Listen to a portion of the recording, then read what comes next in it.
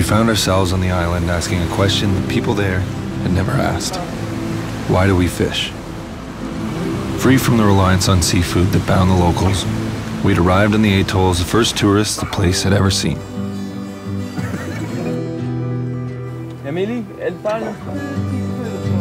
That's the goal, is what that is. That's the goal.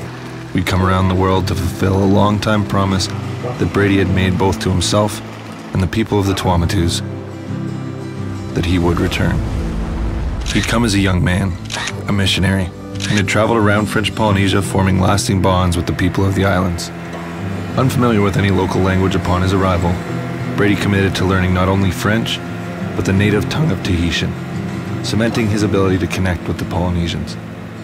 He left the place a different man than the one who'd arrived, and as we planned our return, it was clear that the bonds he had forged there were lasting.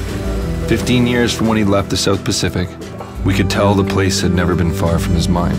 As we planned for the trip, it was evident the impression he'd made was a lasting one, and after years spent anticipating a return, we landed on an atoll in the Tuamatus, bringing fly gear to the island for the very first time. Along with a new approach to the age-old pursuit of fishing, Brady brought our eclectic group of people with him, Emily, his wife, our team at Rockhouse, to tell the story. Blazing up. It's early. You can't make films without socks. And our friend Nauto, a lifelong Canadian fishing guide whose mind had wandered these waters long before we arrived.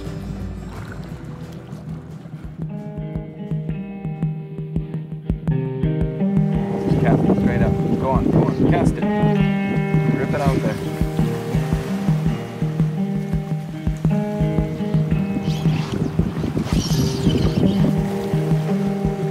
Fishing was something that I had never done, but I knew how much Brady loved it, so I gave it a chance. It's a real challenge, but in it, I discovered my husband in a whole new way. After years of marriage and 2 kids, we began to connect on a deeper and more meaningful level. I want you more than I need you. I need you so bad. Are you coming back? Are you coming back? I'm waiting. For our family, fishing is the total package. We spend the day with each other captive on the water, where we celebrate each other's successes and lighten the burden of our failures. Being here and fishing salt for the first time is a challenge, more challenging than I ever imagined. With Brady by my side, showing me his favorite place, doing our favorite thing, I am loving this adventure.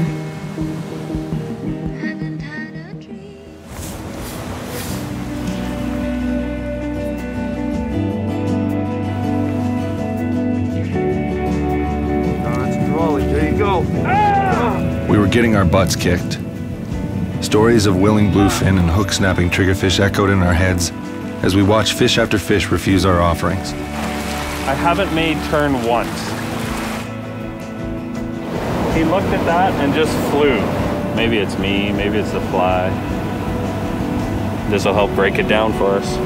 The atoll itself was more of a tropical paradise than we'd ever imagined, but the water surrounding it held a wary population of fish that humbled us with every shot. We felt defeated, but we refused to wilt in the unrelenting heat of the sun. So we stood there and watched and waited, hoping to change our fortune. No matter what fly I use, I just can't make one eat. They'll look and then they take off and they'll start tailing. We chase them down, they look, then they take off. Walk out, quick, quick, quick. Straight ahead. Go, go, go, go, go. Straight, 12 o'clock. You got no, stop, stop. Cast. Now. Strip. He's chasing, he's chasing, he's chasing. So close, so close.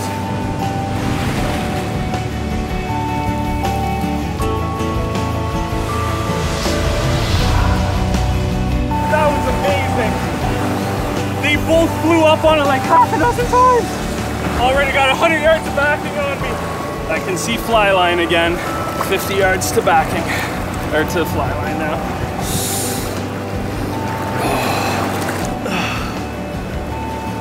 Look at the colors of that thing. The shark had a grip of his tail. Yeah, baby. Oh, unreal. Unbelievable shark bites. That was a lot of work for that fish.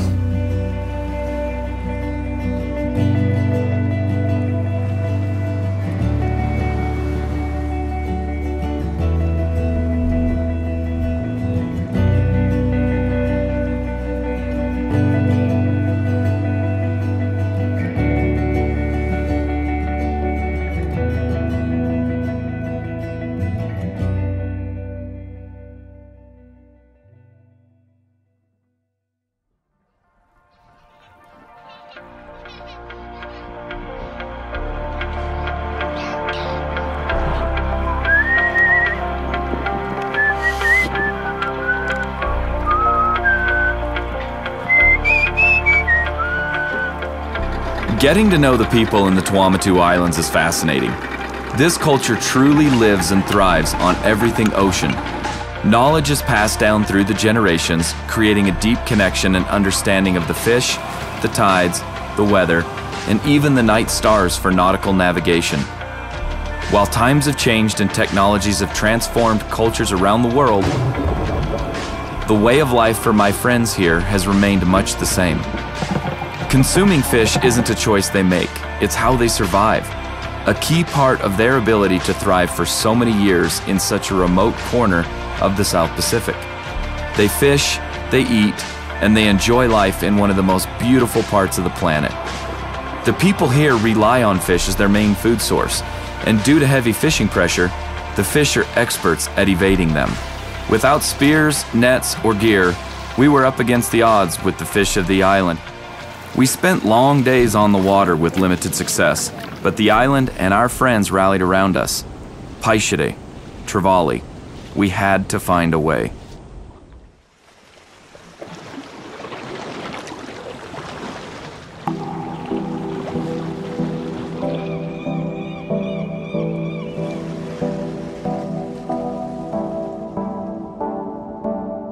I mean, to be the first people to fly fish this island, it's incredible. With that comes challenges. No one really has a clue what we're doing. They all laugh at us, think we're crazy. Fly fishing doesn't work, you know? It's kind of fun. Lots of sun, lots of heat.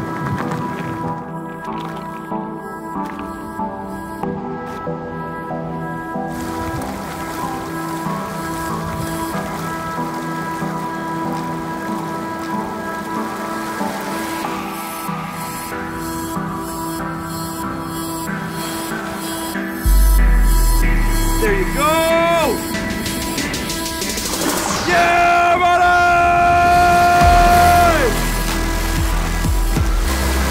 Come on back, come on back! Holy jeez, a lot of pressure. Another one's with it. Come on, Brady. Coming to you, Brady, coming to you, coming to you. He's on you, he's on you.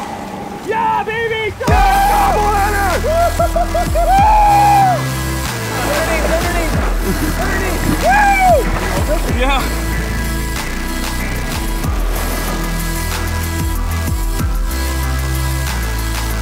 My goodness, look at this thing! Holy jeez!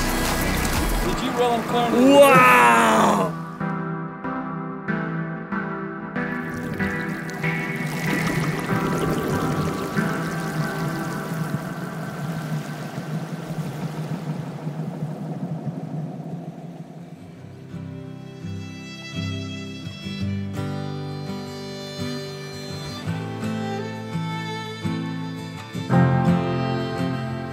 I'd spent hundreds of nights in the homes of Polynesian families, and for the first time, I was bringing back the meal. The fish was more than that, however. It was a symbol of my relationship with the Polynesian people that took years to forge. I'm a fly fisherman, a catch and release angler. But before that, I'm a friend of the people here who have extended so much generosity to me over the years.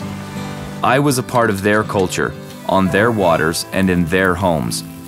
As the flames danced around the scales of the fish, I reflected in the firelight on the connection between the people here and the sea that surrounds them for countless miles in every direction. I live in Montana, but a part of me was shaped by these islands, and my love of the ocean and the life they hold is inspired by the people on this remote atoll. My goal is for a connection that extends far beyond the act of fishing. It's the journey that it takes us on. Whether at home on the Madison River or here in the Tuamatus, fishing is about creating memories, sharing laughs, and building friendships that transcend time on the water. It was a surreal moment there around the fire, one of the many that fishing has allowed me to create and to share. Dinner was ready, and the meal was out of this world. Hope te ao, as the Tahitians would say.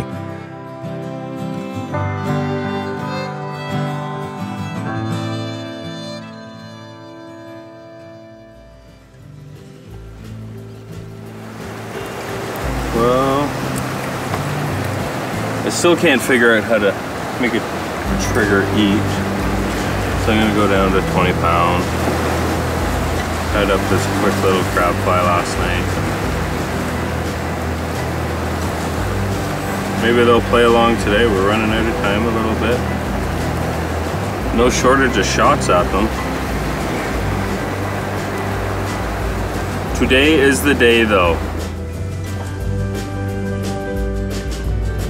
I just want to catch a fish that makes me lose my mind.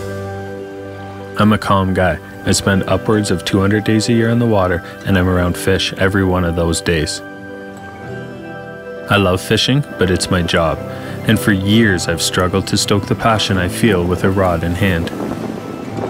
When it happens though, you can hear it in my voice.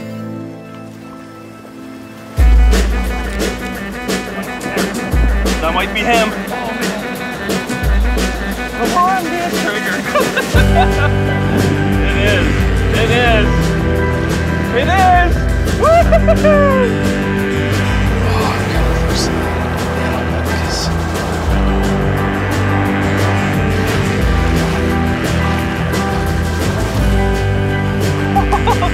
Blew up the rod. This is tricky now. This is tricky.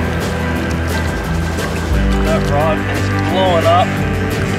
Oh, jeez, that was gone. Yeah! Woo!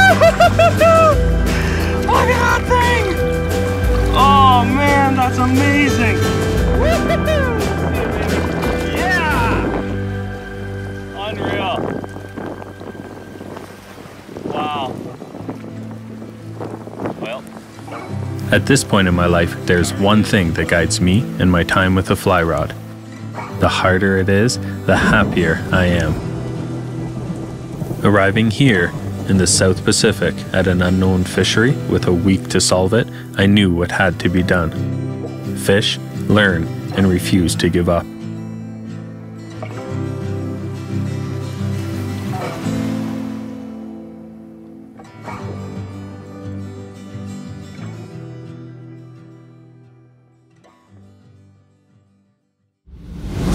I'm a trophy hunter. When I go fishing, what I'm really after is one shot at one fish. Here, that fish is a giant trevally. Days were spent watching and waiting for that one opportunity. Standing in the surf, staring at the waves, that's what I dreamt about before I came here, and it's how I spent every day on the atoll.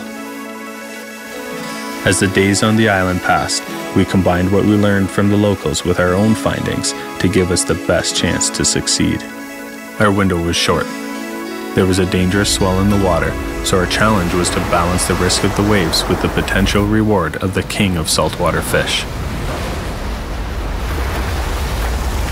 Today's our 9th day. GTs aren't coming up on the flats at all, so we got to get to the drop off basically.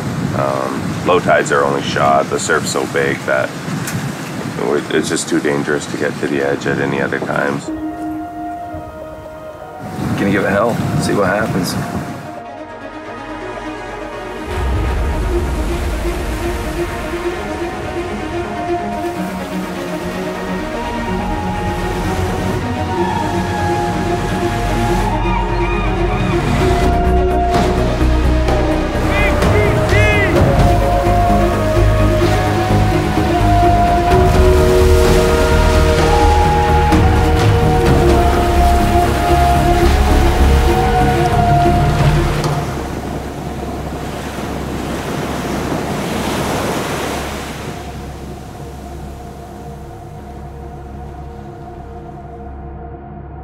As I bled into the salt water, reality sank in.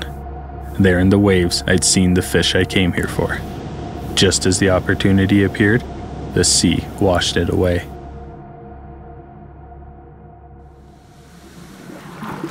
Fishing pulls me from my family, but it's on me to ensure that I return for them. I owe them my safety, and I owe myself the exhaustion of every opportunity. With both of these obligations fulfilled, I turned my back on the fish I couldn't catch and waded to shore, enjoying its existence. Like any great adventure, ours was filled with a struggle that was washed away by hard-earned reward. We'd come and learned about the people, the fish, and surprisingly, ourselves. What rose above it all was a thread that connected each of us. An ancestral means to live, or a newfound way of life. Fishing.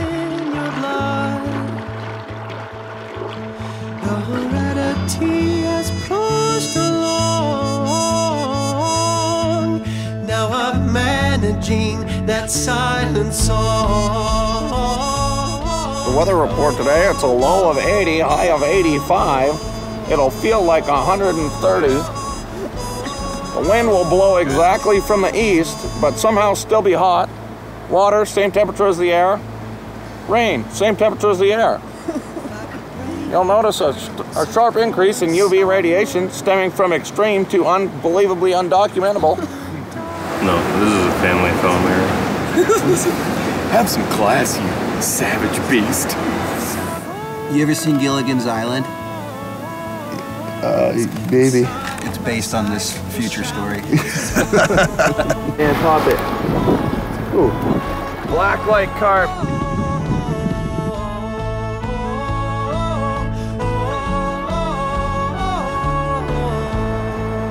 That is the difference between a long sleeve shirt and a fishing glove.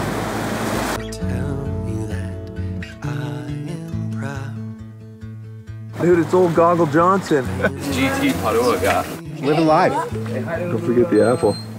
Oh yeah, and this apple. It's the highlight of the last 4 minutes of my life. You know, sometimes you just throw the cord and knock it right there.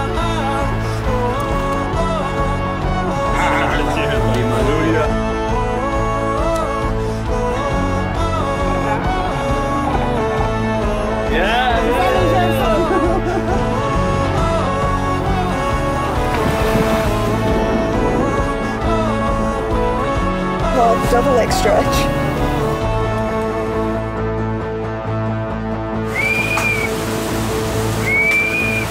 Oh my God.